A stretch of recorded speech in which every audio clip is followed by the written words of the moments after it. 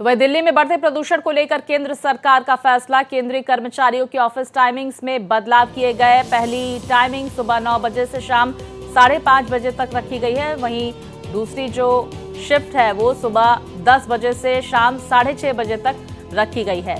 कर्मचारियों को public transport से सफर करने के लिए कहा गया है। दिल्ली में वायु प्रदूषण की स्थिति बेहद खराब स्तर पर पहुंच गई है और प्रदूषण को देखते हुए केंद्र सरकार ने गुरुवार को अपने कर्मचारियों के लिए काम के समय में बदलाव किया है।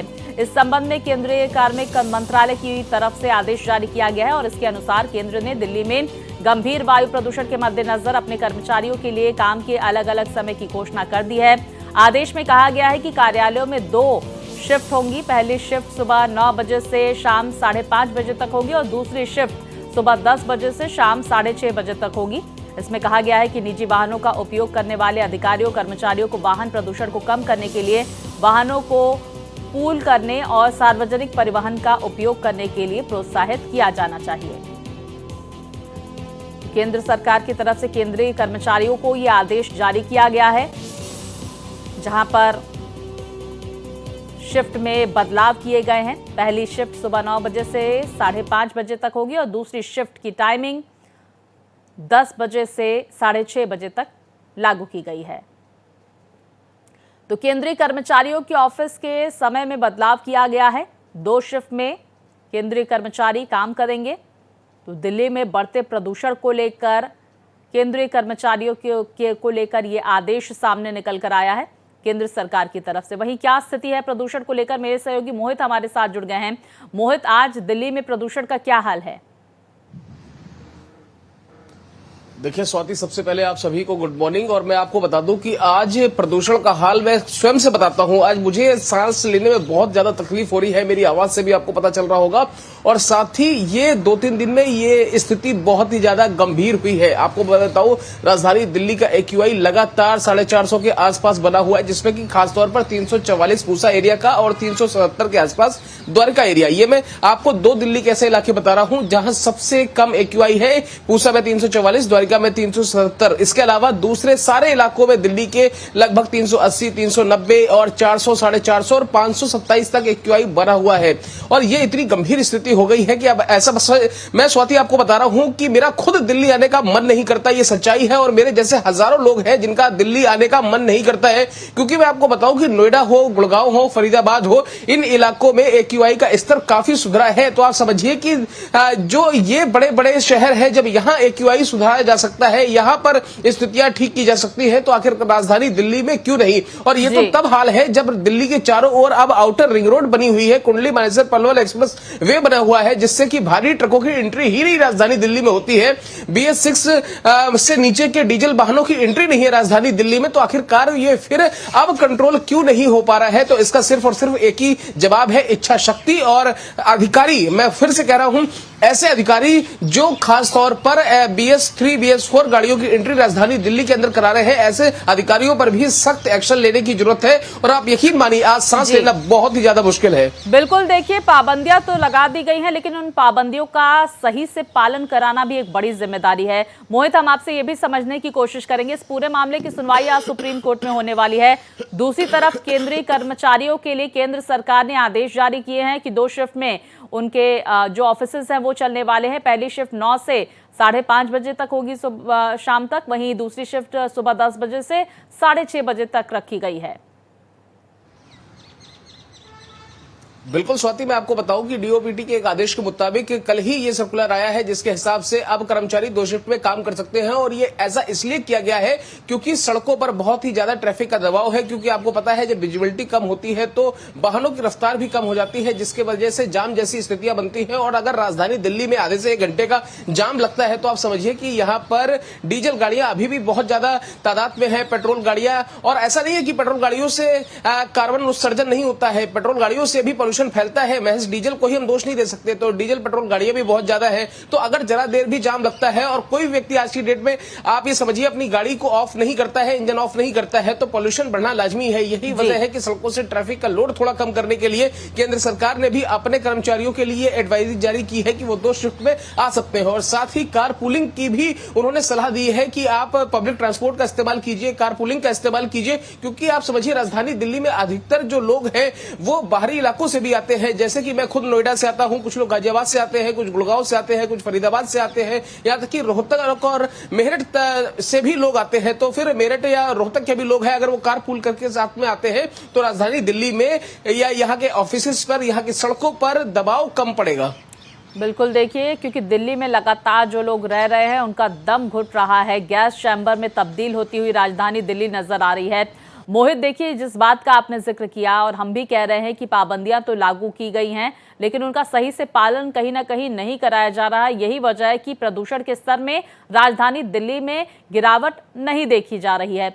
दूसरी तरफ हम ये भी समझने की कोशिश करेंगे आपसे, दिल्ली सरकार की तरफ से प्रदूषण को लेकर अब क्या रुख अख्तियार किया जा रहा है, क्योंकि एक लंबे वक्त के बाद ग्रेड 4 की पाबंदियां भी लागू की गई, क्योंकि सुप्रीम कोर्ट ने इसको लेकर दिल्ली सरकार को फटकार भी लगाई गई थी सुप्रीम कोर्ट की तरफ से। एक्शन मोड में चुनावों को लेकर दिल्ली सरकार है, लेकिन प्रदूषण को लेकर क्यों नजर नहीं आ रही है?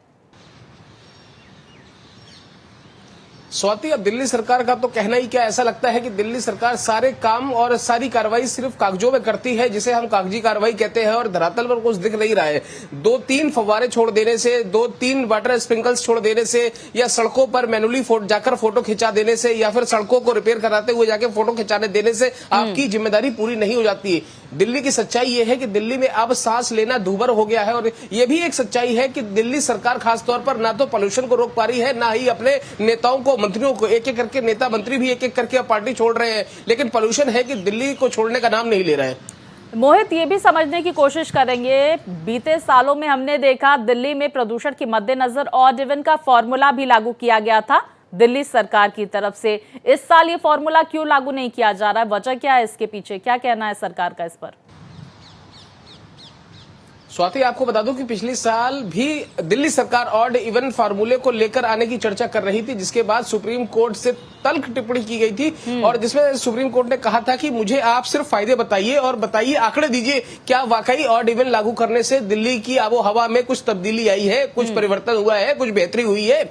लेकिन दिल्ली सरकार उसको नहीं दे पाई, आंकड़े पेश नहीं कर पाई। यही वजह है कि सुप्रीम कोर्ट से पिछली बार डांट खाने के बाद इस बार अभी हर कदम फूक फूक के दिल्ली सरकार रख रही है, और यही वजह है कि सुप्रीम कोर्ट में आज भी हियरिंग है। और आप समझिए कि जब सुप्रीम कोर्ट में दिल्ली सरकार के अधिकारी जाते हैं तो उनको जवाब देना भारी पड़ जाता है, गले सूख जाते हैं, क्योंकि उनको पता है कि राजधानी दिल्ली की क्या हालत हो गई है। क्योंकि सुप्रीम कोर्ट को भी स्वाति दिख रहा है, हमें आपको भी दिख रहा है कि जब नोएडा का AQI 295 आ सकता है, ग्रेटर नोएडा का AQI 260, 270, 280 हो सकता है, फरीदाबाद का AQI कम हो सकता है, गाजियाबाद का AQI 291 हो सकता है, तो आखिरकार राजधानी का AQI कम क्यों नहीं हो रहा है? क्या प्रदूषण को सच में दिल्ली से इतना प्यार है कि छोड़कर नहीं जा रहा है? ये सच्चाई है। दिल्ली को आपने स्थिति आज क्या हो गई है, दिल्ली की स्थिति नर्क जैसी हो गई है। दिल्ली में आप सांस नहीं ले सकते। आप यकीन मानिए, जब मैं आपसे बात कर रहा हूं इस वक्त मेरी सांस फूल रही है। ये बोलना बहुत दूभर हो गया है, बहुत मुश्किल हो गया, लेकिन फिर भी मजबूरी है। जैसे आप हम सभी काम कर रहे हैं, इस तरीके से दिल्ली में लाखों लाख लोगों को इसी खुले आसमान के नीचे, इसी खुली छत के नीचे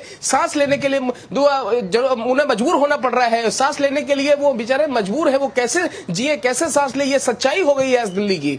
बिल्कुल, देखिए, राजधानी दिल्ली का बुरा हाल है प्रदूषण के मद्देनजर, और लोगों की मजबूरी है, लोगों को काम के लिए बाहर निकलना पड़ता है, और अपने जिस तरह से लगातार एडवाइजरी भी मोहित डॉक्टर्स जारी कर रहे हैं। अब प्रदूषण की स्थिति को लेकर क्या कुछ एडवाइजरी हम चाहेंगे एक बार फिर से आप दर्शकों को बताएं कि डॉक्टर्स का क्या कहना है कि अगर वो घरों से बाहर निकले तो किन चीजों का पालन करें? डॉक्टर्स कह रहे हैं कि सुबह के टाइम में या फिर शाम के टाइम में, खासतौर पर पीक के टाइम में, अगर आप मॉर्निंग या इवनिंग में जाते हैं तो दिल्ली के हालात बहुत ही ज्यादा बुरे हैं, क्योंकि शाम के समय ट्रैफिक होता है, कार्बन उत्सर्जन होता है, PM 2.5, PM 10 के कण सबसे ज्यादा वायु में होते हैं, तो जिसकी वजह से आपके बच्चों के लिए, आपके लिए खासतौर पर घूमना या शाम को इवनिंग वॉक करना बहुत ही ज्यादा खतरनाक हो सकता है। इसी तरीके की स्थितियां कमोवेश मॉर्निंग के समय में भी होती है। मॉर्निंग में आप समझिए कि आप हवा का घनत्व तो काफी कम होता है, या और समझिए वायुमंडल में इतनी आर्द्रता होती है कि पॉल्यूशन बह नहीं पाता है। यही वजह है कि ये गैस चैम्बर बन के रखा हुआ है और इसी गैस चैम्बर में जब हम सुबह या शाम निकलते हैं तो फिर ये कण हमारे सीधे लंग्स को इफेक्ट करते हैं, जिसकी वजह से ब्रोंकाइटिस, सीओपीडी हो गया, अस्थमा हो गया, दमा हो गया, काला खसरा हो गया। ये ऐसी बीमारियां होती है कि आपको अगर आप थोड़ा सा पहले से बीमार हैं तो ये आपके हेल्थ पर ट्रिगर्स का काम करती हैं और ये अस्थमा ट्रिगर का काम करती हैं। और जरा सा भी आप समझिए जिस तरीके से ट्रिगर दबाने से फायर हो जाता है, इस तरीके से ये ऐसे एलर्जेंट्स होते हैं,